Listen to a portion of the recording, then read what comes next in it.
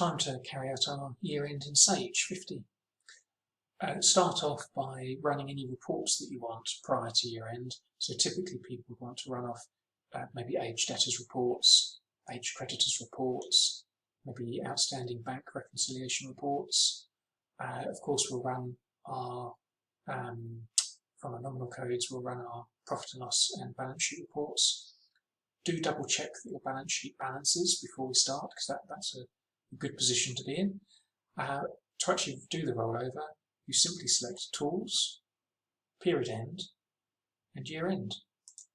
The system will then prompt you to carry out these tasks. We simply start at the top and work our way down.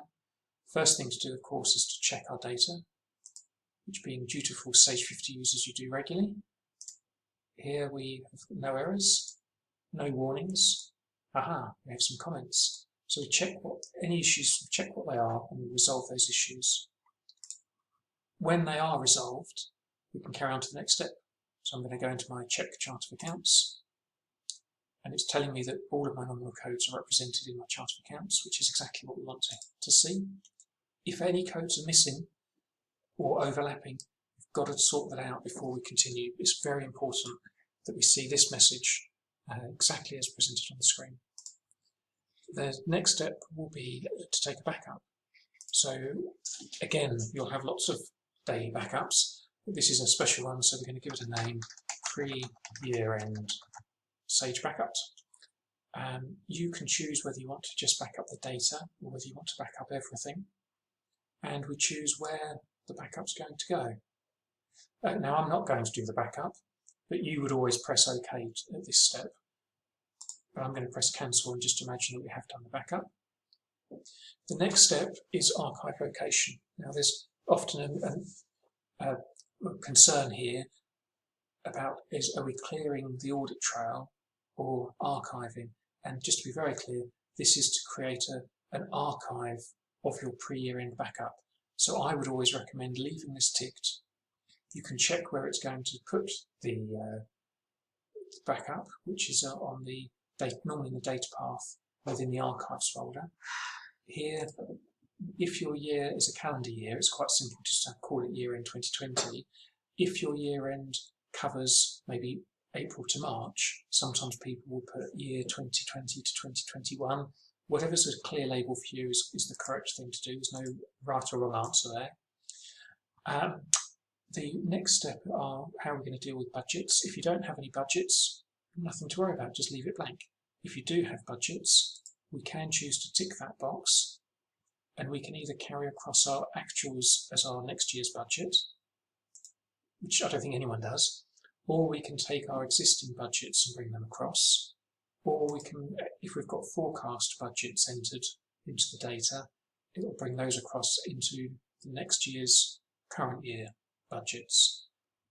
So what's not uncommon is to take the current year budgets and then flex them by increasing them by a percentage. In truth, it's a little bit crude because it will just increase everything by a percentage. So, but you've got control of what you want to do there. Below, we've got stock budgets, but as I say, we're not using budgets in this demo data, so I'm just going to leave that unticked actually. The year-end journal is the last day of the current year. Of course, Sage isn't a period-based accounting system, so your year-end journal is simply entered as the last transaction in the current year. Here we've got a tick box, which again I would recommend ticking, and that's going to allow me to control who can post prior to the new year. So I don't want any of our users entering in transactions for 2020 once I've run this year end. So I'm ticking that, and it's automatically putting in 1st of January 2021. If I know I've done all of my reports up to date, I might even change that to 1st of April, but again, you've got control over that. And we press run year end. It's prompting me again, do I want to continue? Yes. And it's now going to roll up all of my income and expenditure codes based on my chart of accounts layout. And if I preview this message, it's going to show me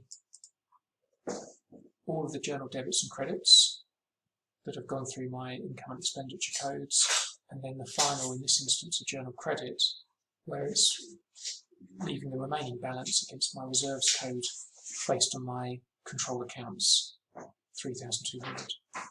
So I can print or save that and close that screen. It's telling me that my new financial year is the 1st of January 2021, which is okay. And that's really as simple as it is to run a year-end in Sage and create a rollover. Personally, I would take another backup and call it post-year-end, just so you've got a pre- and post-year-end backup. And it's not a bad job to actually just recheck the data, make sure that there are no corruptions caused during the year-end. And then you can continue using Sage as normal. If you have any issues or any problems, any data corruptions, don't hesitate to contact us.